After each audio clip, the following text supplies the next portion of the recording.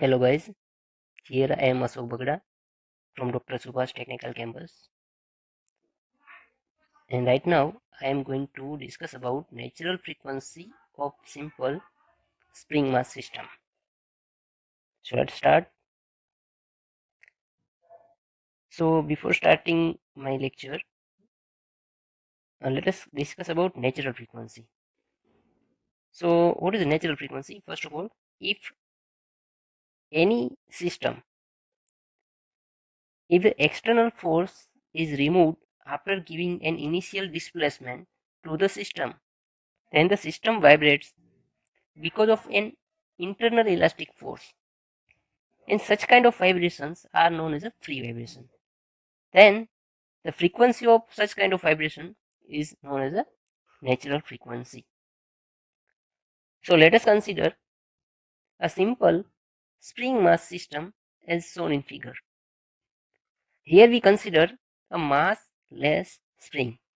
That means the spring, we neglect the mass of spring.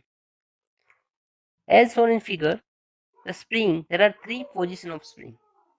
In a first position, the spring is fixed at one end and free at another end, and the spring having some stiffness is K. Now if the mass M is attached at the free end of spring, then the length of spring should be increased through a delta because of the mass. So when mass is attached at the free end, some force known as a gravitational force or weight of system mg is acting in downward direction as shown in figure.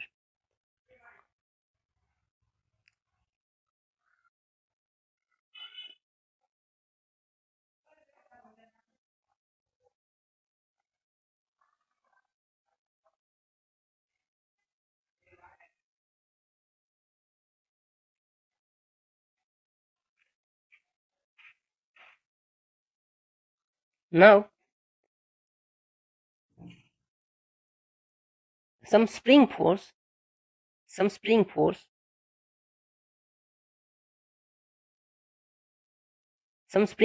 acting in upward direction as shown in figure.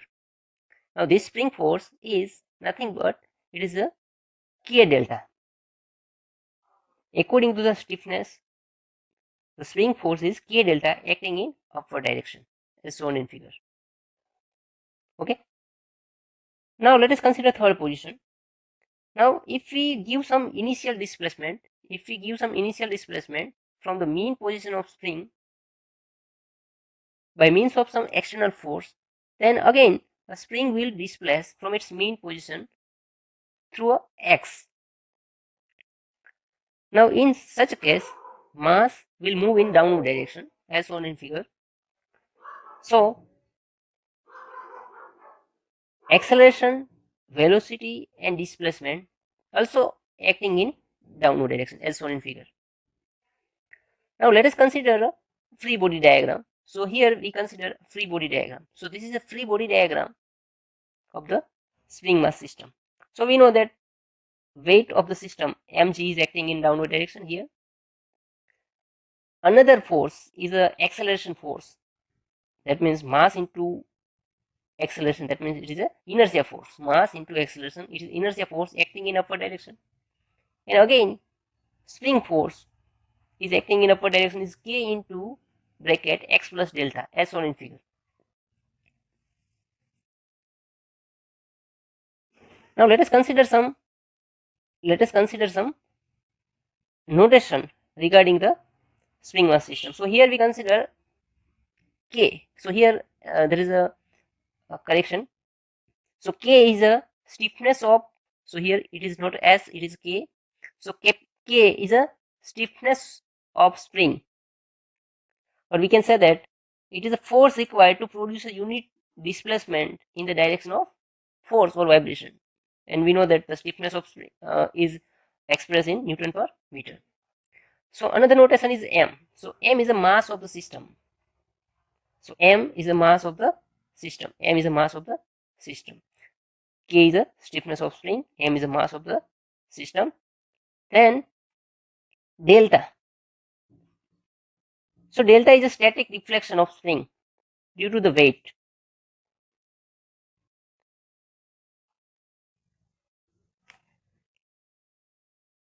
And W is a weight of the mass, weight of the system. And X is a displacement. This is a displacement given to the body by means of external force. Okay. Now, if you consider the free body diagram, then here we see that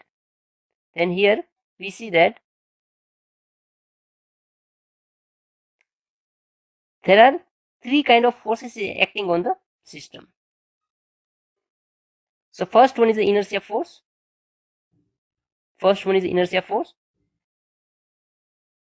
So inertia force acting on the system, and this inertia force is always in opposite direction to the motion of body. Second one is the spring force. So here spring force is also acting in opposite direction to the motion of body, and this is the value. Spring force is equal to K times displacement. Third one is the gravitational force, and this gravitational force is always acting in the downward direction and is equal to m into g. That means mass into gravitational acceleration. Now there are three methods.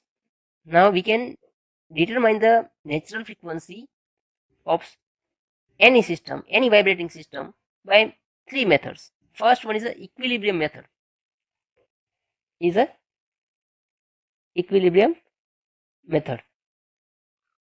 First one is a equilibrium method. Second one is a energy method, and third one is a Rayling's method. In today's lecture, we are going to derive an equation of natural frequency by using equilibrium method. That means by using D'Alembert principle. Now, first of all, let us discuss about D'Alembert principle. Now, if any system which is not in static equilibrium because of acceleration, then we can brought this system into static equilibrium by applying inertia forces on it.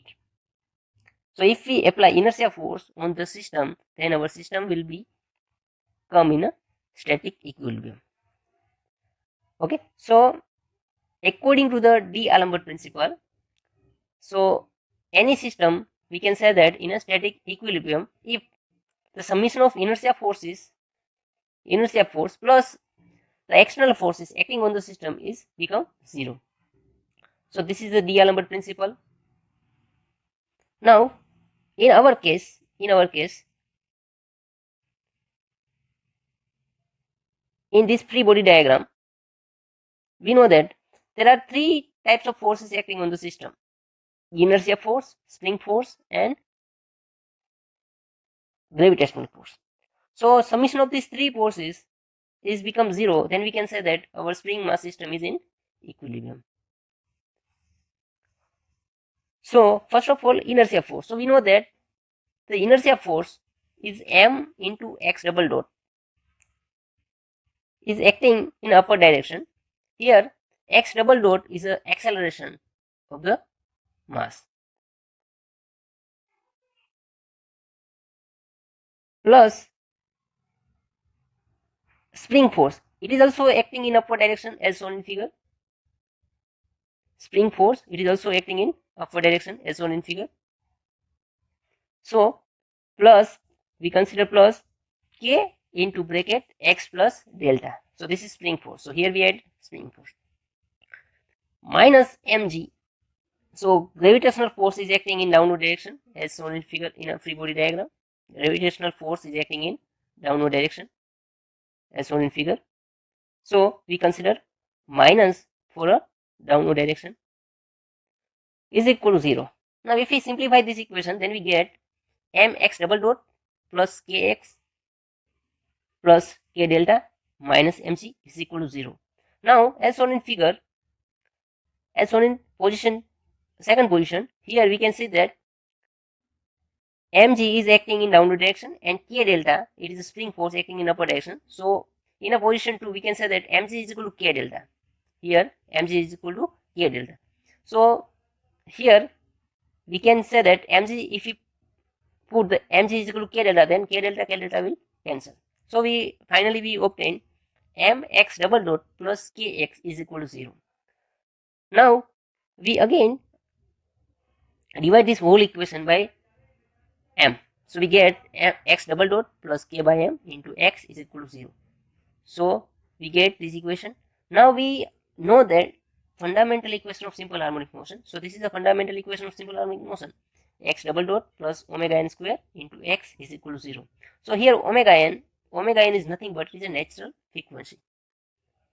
So we get, if we compare these two equations, this equation and this equation, then we get omega n square is equal to k by m. So we finally get omega n is equal to root k by m. Now the natural frequency and time period of the vibratory system. So here Fn, we know that natural frequency in hertz. We want to determine the natural frequency in hertz. So natural frequency Fn is equal to, we can write omega n upon 2 pi. So if we put the value of omega n root k by m, then we get natural frequency Fn is equal to 1 upon 2 pi in a root k by m in a hertz. Again we know that mg is equal to k delta. So we get k by m is equal to g by delta. So we can replace k by m as a g by delta. So we get another equation, natural frequency Fn is equal to 1 upon 2 pi in a root g by delta. Now we derive the equation of time period. So we know that time period means it is a time required to complete a one cycle. That means it is a reciprocal of natural frequency. So we can write Tp is equal to 1 upon Fn. If we put the value of Fn, then we get another equation, Tp is equal to 2 pi under root k by m. So in this lecture we have derived two equations of natural frequency. One is Fn is equal to 1 upon 2 pi under root k by m, and another equation is Fn is equal to 1 upon 2 pi under root g by delta. So here g is a gravitational force or a gravitational acceleration. So here g is a gravitational acceleration, k is stiffness of spring in Newton per meter, m is the mass of the system in kg. Okay, so we get the equation natural frequency 1 upon 2 pi under root k by m, and time period of the system